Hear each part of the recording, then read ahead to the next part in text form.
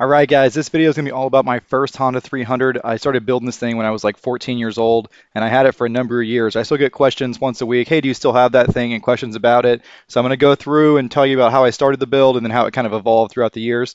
So this is a 1997 Honda TRX 300 FW. Bought it bone stock, immediately put an 18% Cody Shriver gear reduction in it, a Detroit gearless locker, a Warren 424 lockout for two-wheel drive, 27, 26 Fatty Outlaws, front and rear on steel wheels. And then I welded up, as you can see in this picture, some really gnarly lower shock mount brackets and added some preload spacers. And that's how it rode for a while. And I'll show you some footage, and I'll get into how I changed it from there. Pardon the low resolution. This is back in MySpace era when we just had shitty camera phones. But the bike did awesome like this. It went everywhere and hurt a lot of feelings. Here's some footage of it ripping.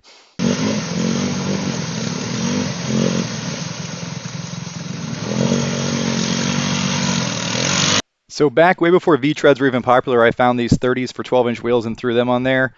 Big improvement in ground clearance, but it didn't paddle nearly anything like an Outlaw.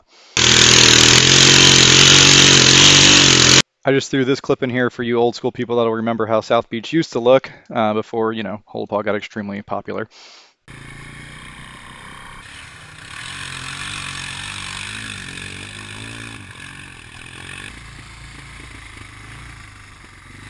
So I did build up a custom front bumper after my bumper was completely bashed to hell, pushing out, you know, brute forces and stuff all day long. These tires kind of sucked though. They floated really bad and they didn't pull that great, so I had to change back to Outlaw. About the time I put 29.5 Outlaw 1 wides on the back, I started popping rear diffs. So that was a big red diff I swapped on there. And this setup is 29.5 skinny wide Outlaw 1s, and you can see the yellow label, which means they're actually OGs.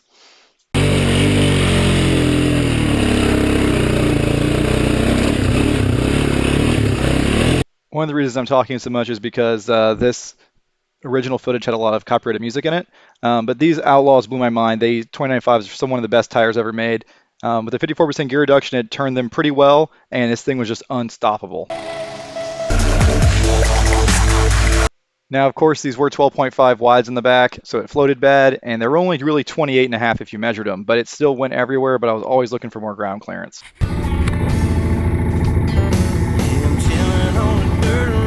So this is the suicide hole, the Marengo ride in Louisiana. I used to do this every year when they used to do this ride, and I'd get the bike all ready to go destroy it, and then rebuild it over the next year and test it again.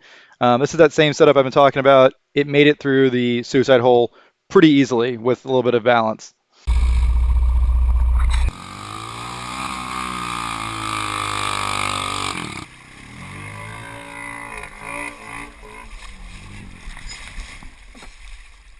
So obviously I sunk this thing dozens of times, so I did a lot of different top ends, always had the same bottom end, amazingly, throughout all this footage.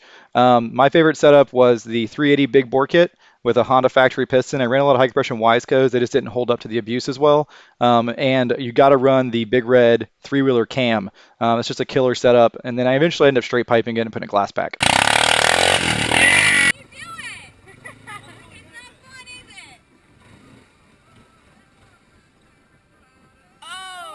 So here's my next tire setup, 31 Outlaw 1 wides in the rear, 29.5 Outlaw 2s in the front.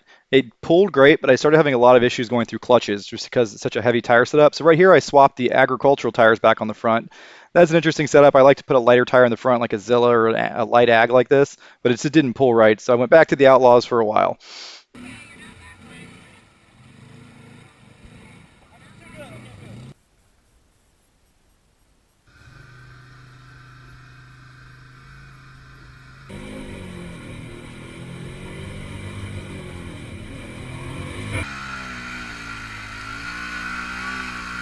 So obviously I'm in three-wheel drive right here because my other differential is getting rebuilt, waiting on parts. But this was the best tire setup I ran. 31 skinnies in the front, 31 fatties in the back, all OG. And it did float a little bit, but as you can see here, but it was just unstoppable. I mean, look at this shit.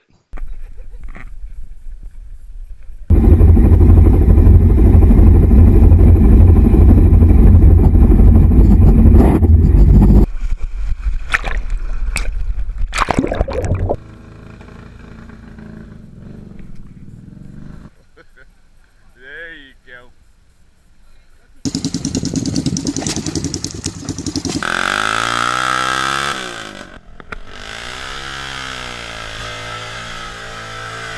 You're probably wondering why it has no fenders on it. That's because I was prepping it for the Marengo suicide ride, where the mud is so thick the fenders actually slow you down and they weigh the bike down throughout the ride.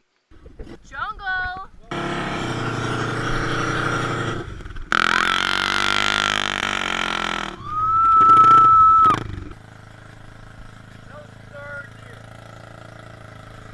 If you're paying attention, you might notice that it has nitrous and an exhaust stack. Didn't run either one of those very long. They're both terrible ideas.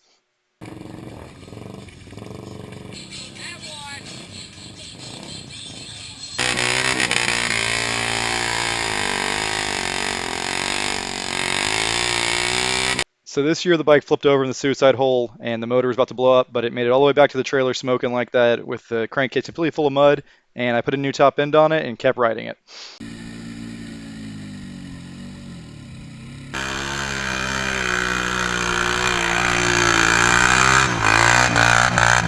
So here's where I started messing with crush locks. I don't recommend them for 99% of people. They actually reduce the performance because the 300 is good because it can float through some stuff.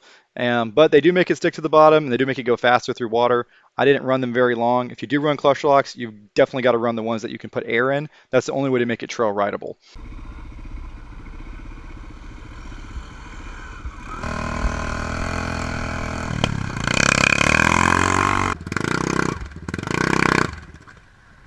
This is 31 Outlaw 1 wides in the rear crushed and Vampire EDLs in the front not crushed. LOL.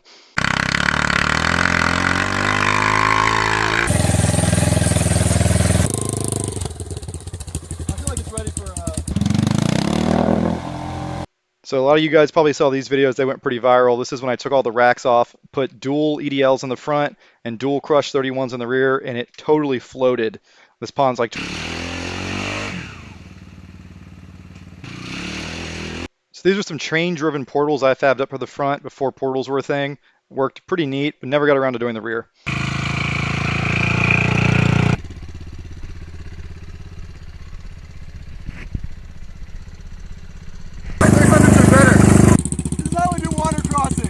After all that experimenting, I decided that the best you could do was just 31 skinny wides. The bike floats on its own like that, and just you couldn't beat that performance, so I went back to that setup.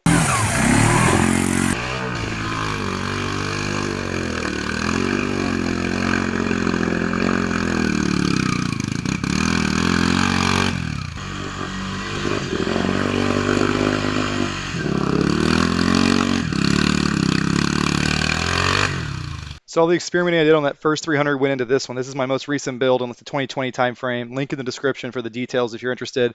This was the Ultimate 300. These are the Tarachi Aztec tires. I think they are better than the 31 Outlaws. They're just as light. They ride just as smooth, but they have better tread spacing. This isn't the complete version of that. I eventually put 33 Aztecs on it and a small center paddle, and that was an amazing setup. Small swing arm stretch, small lift, keep it light. Don't put heavy tires on a 300.